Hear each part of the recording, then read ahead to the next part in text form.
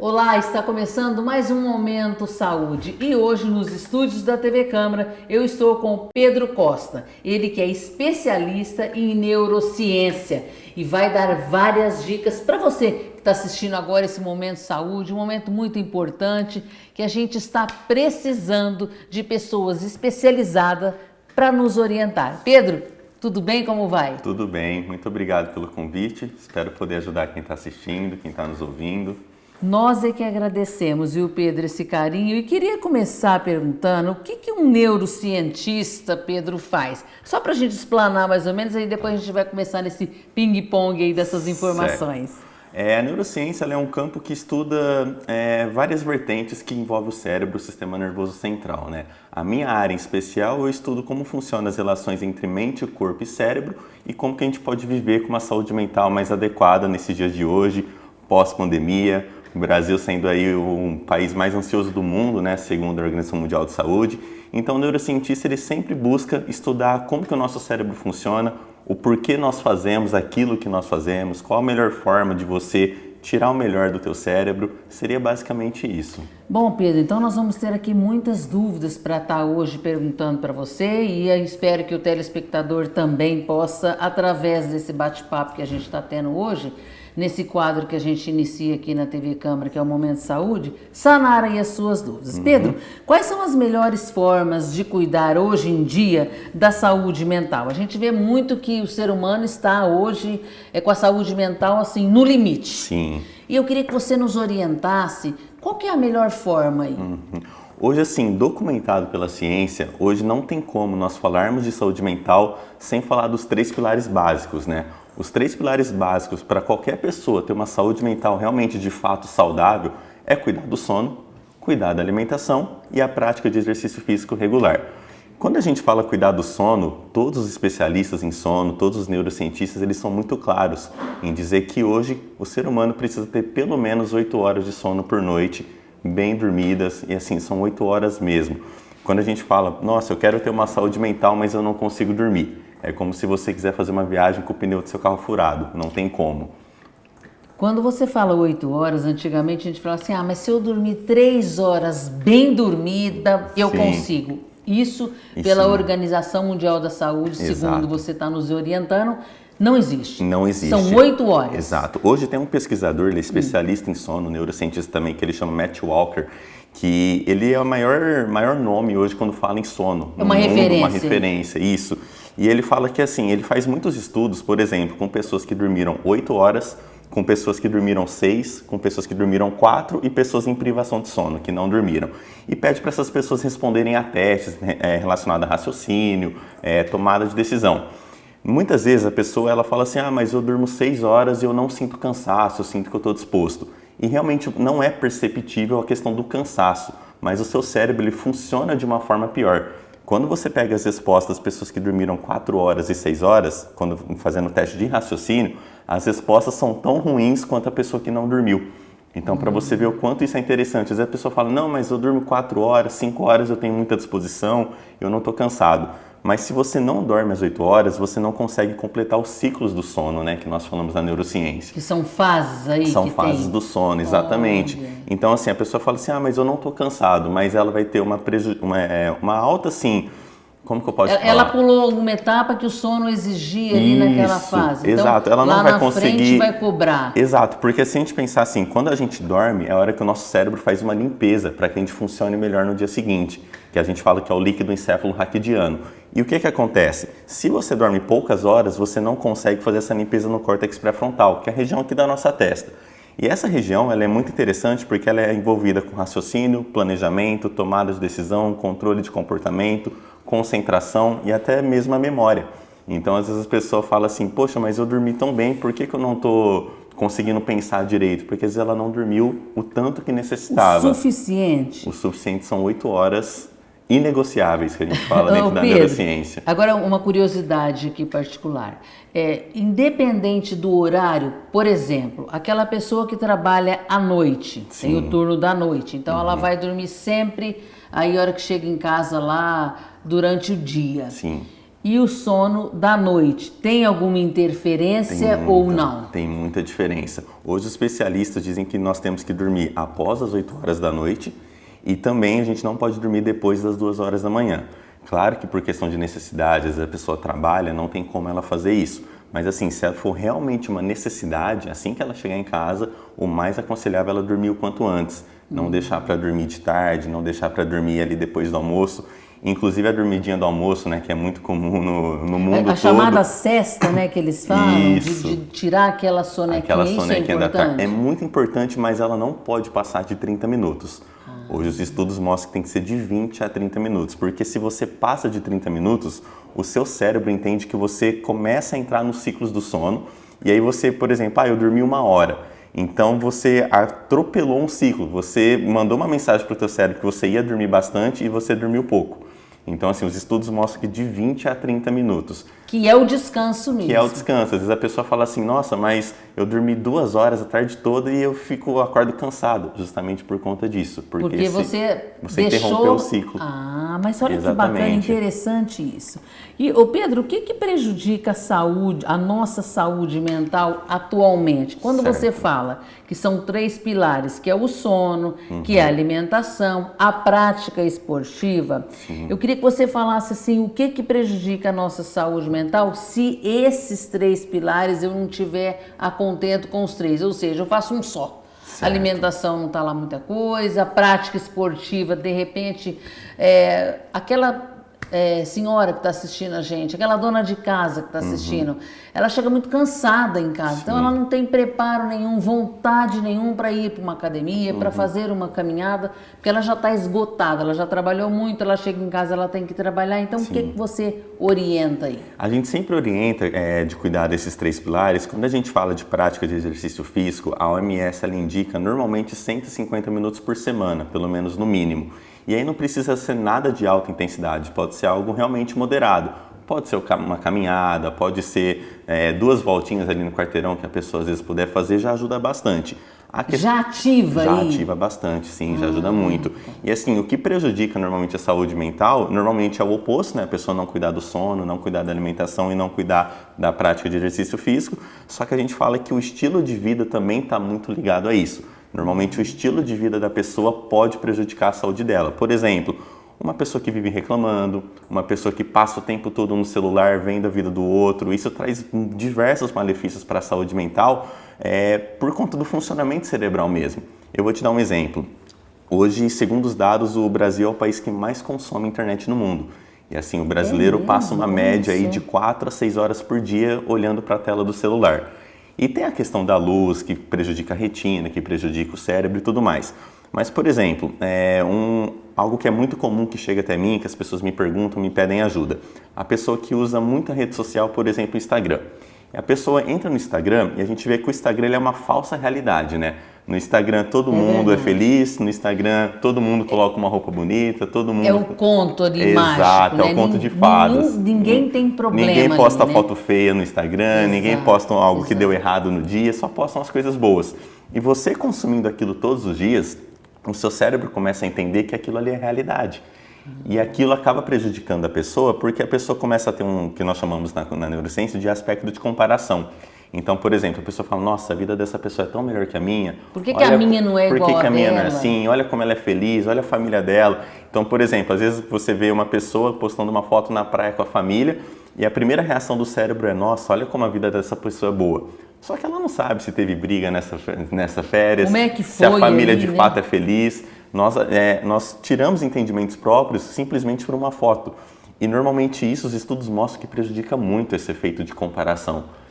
E quando você fala do Instagram, dessa sociedade que está colocando muito à mostra a sua vida particular e familiar também, a gente vê um alto crescimento muito grande, e a gente está falando de saúde hoje, em situações de cirurgias corretivas plásticas, onde a pessoa quer, através Sim. do Instagram, como você mesmo falou, dos filtros que são colocados hoje, ela chega talvez no médico ou naquele profissional e fala, eu quero ficar igualzinha a essa Sim. imagem, essa foto. Então esse cuidado para a mente tem que ter, Tem que ter Pedro. muito cuidado, porque o nosso cérebro, quando a gente fala da questão do sistema límbico, que é uma região mais emocional do nosso cérebro, ele não sabe diferenciar uma situação real de uma situação imaginária.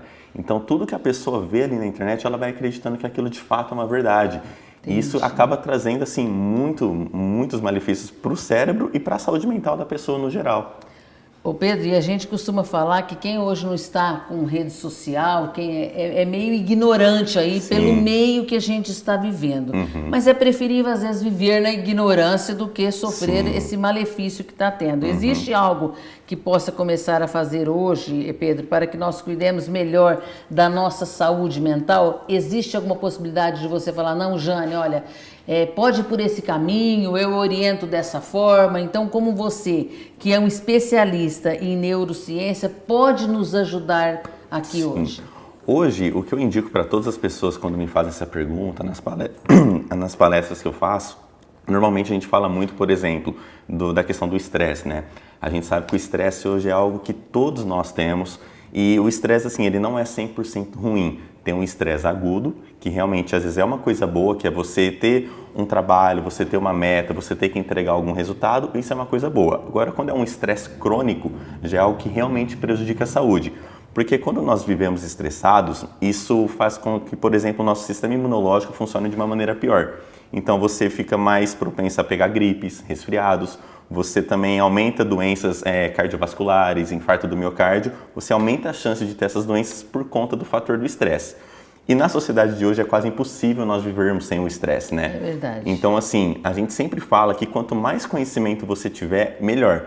Por quê? Vamos pensar da seguinte forma, o nosso cérebro, ele é muito negativo. Então, por exemplo, você que está em casa me ouvindo, pensa qual emoção que é mais forte.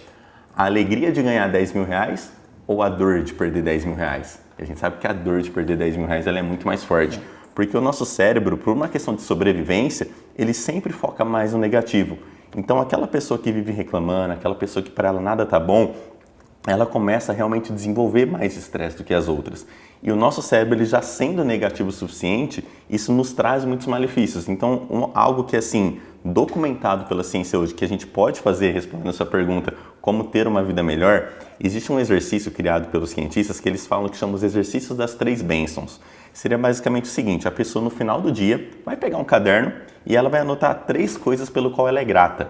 Então ela vai anotar, hoje eu estou muito feliz porque o meu marido comprou um chocolate que eu gosto. Não precisa ser nada muito grandioso, mas você tem... São os pequenos detalhes. São pequenos detalhes, né? Exato. Então assim, se todo dia, na hora que a pessoa for dormir, ela pegar um caderno e escrever 3 coisas pelo qual ela é grata e o porquê que ela é grata, então, meu marido comprou um chocolate para mim e mesmo cansado ele lembrou que eu gosto desse chocolate. Então assim, o meu filho chegou da escola e me deu um abraço. Então são essas pequenas coisas. Se você faz isso todos os dias, os estudos mostram que se você fizer realmente por todos os dias, em 2 meses, em média, você começa a treinar o seu cérebro para olhar para o positivo. E você começa a ter uma vida mais positiva e uma saúde mental mais qualificada. Ô Pedro, então vem de encontro que eu estava falando, nós estamos no período da quaresma, né? Sim. Para os católicos, outras religiões até que não entendem ou não, né, compactuam, mas é importante, eu estava ouvindo um padre falar que é o seguinte, se você durante uma semana ficar sem reclamar, sem falar do outro, sem criticar, sem protestar, sem reclamar, você melhora a sua condição de vida e de saúde. Então, vem de encontro ao que você está falando. Ao final do dia, colocar 3 situações que você pôde ir ali agradecer, valorizar e ficar feliz, você tem aí... Então, isso é comprovado cientificamente. É documentado pela ciência. Que bacana, Exato. a pessoa que reclama menos vive mais. Sim, então. e vive melhor. E vive melhor. Vive melhor. Ô Pedro, qual que é a dica que você dá para quem deseja aí ter uma melhor qualidade de vida? É claro que é muito difícil, é muito fácil você mensurar a dor do outro, você falar a dor do próximo, mas é muito bacana você como profissional, e a gente pode aqui estar orientando aos nossos telespectadores, falar o que pode ser feito para que comece a mudar. Porque hoje em dia, só pegando um gancho, a gente vê que na área da saúde, tem uma matéria ontem, inclusive, que saiu aqui em Ribeirão Preto, que os profissionais da saúde, em média, estão se afastando, estão deixando de trabalhar, mas isso é tudo uma doença, está adoecendo. Sim. A gente vê muitas pessoas se afastando dos seus serviços, né? Então, o que você daria de dica para que tenha aí uma vida e uma qualidade de vida melhor, Pedro? Normalmente as pessoas me perguntam muito, assim, como que eu faço para ser mais feliz, né? Como que eu posso ter uma vida mais feliz? Como que eu posso construir felicidade na minha vida? E de acordo com a ciência não trabalha com a palavra felicidade, ela trabalha com a palavra bem-estar. Então, assim, é um pouco diferente. Só que o bem-estar é muito subjetivo. Só que o que os estudos mostram, e isso aí tem um estudo de Harvard, que foi feito por muitos e muitos anos, esse estudo demorou quase 50 anos para ficar pronto, era um estudo longitudinal, então assim, entrevistavam várias pessoas de 5 em 5 anos, e depois que completou 50 anos, esse estudo ficou pronto, e o estudo concluiu que a melhor forma de nós termos felicidade, ou seja, o bem-estar subjetivo, uma melhor qualidade de vida, é nós cuidarmos das nossas relações, é nós termos relações de qualidade. E quando a gente fala relação de qualidade, não é necessariamente ser casado ou coisa do tipo, não. Mas é você ter pessoas próximas que você gosta, que você confia, que você pode ligar a qualquer hora e conversar com ela. Então hoje, para o nosso cérebro, o que traz felicidade de acordo com a ciência é você ter relações de qualidade. É você ter pessoas de qualidade próxima a você, pessoas para você conversar. Isso traz muita felicidade para o cérebro. Isso traz um bem-estar muito grande para o nosso cérebro. E comprovado cientificamente. Então, olha que bacana. Então, é muito legal quando você está perto de pessoas. Por isso que fala assim, eu vou na casa daquela pessoa, aquela casa é gostosa, é alegre, é feliz. Você sente muito bem estar naquele ambiente. Exato. Porque o ambiente traz tudo isso que você está falando. Exato. Em contrapartida, não, aquela pessoa só reclama, só fala mal, só critica. Tal. Então, isso também pesa, né, Pedro? Sim, pesa muito. Porque o nosso cérebro ele é muito social, né? Então, assim, o nosso cérebro ele gosta de conviver em pessoas. E, normalmente, voltando para as redes sociais afastaram as pessoas, né? Normalmente, as pessoas, assim, nossa, eu tenho 300 amigos, 500 amigos, 1000 amigos nas redes sociais. Mas quantos desses você poderia ligar no meio da noite precisando de alguma coisa? E às vezes você sente aquele vazio, né? De repente passou aquele tumulto de Instagram, de festa, de tal. Aí você chega na sua casa e fala, poxa, mas eu tô tão sozinha, né? E isso acontece muito, né, Pedro? Bom, Pedro, olha só, nosso papo já está chegando ao final do nosso quadro aqui, Momento Saúde, que é muito gostoso. É importante a gente falar isso, trazer essas informações que são atualíssimas para que o comportamento do ser humano mude um pouco, ou tente o ser humano melhorar, né, Pedro? E eu quero te convidar para, numa próxima oportunidade, falarmos mais desse assunto, aprofundarmos mais também através do que está acontecendo hoje na internet, e todas essas informações que são atualíssimas, e agradecer o seu convite aqui que nós fizemos de pronto, você atendeu, e que você deixe um recadinho aqui para os nossos telespectadores, Pedro, você que é um especialista em neurociência, hoje vindo aqui abrilhantar os nossos estúdios da TV Câmara e fazer aí trazer todas essas informações e nos orientar do que é benéfico para a nossa saúde mental, Pedro. Bom, primeiramente eu agradeço o convite, agradeço a todos vocês que assistiram. E o recado que eu posso dar é justamente que você cuide da sua saúde cerebral, que você cuide do teu cérebro. Porque o cérebro ele manda em absolutamente tudo que você faz, né? A gente brinca que você não levanta um braço se o cérebro não pensar em levantar o braço antes. Então, para o seu corpo estar bem, o seu cérebro precisa estar bem. Quanto mais você cuidar do teu cérebro, melhor saúde você vai ter. Tanto corporal, quanto espiritual e também cerebral e saúde mental no geral. Valeu a dica. Bem, e nós vamos terminando mais esse quadro, lembrando que toda semana vamos estar aqui com um profissional da área, mental falando, a saúde mental é importante e a gente vai trazer várias especialidades, tirando todas as dúvidas de você, telespectador. Nós vamos ficando por aqui, a semana que vem tem mais.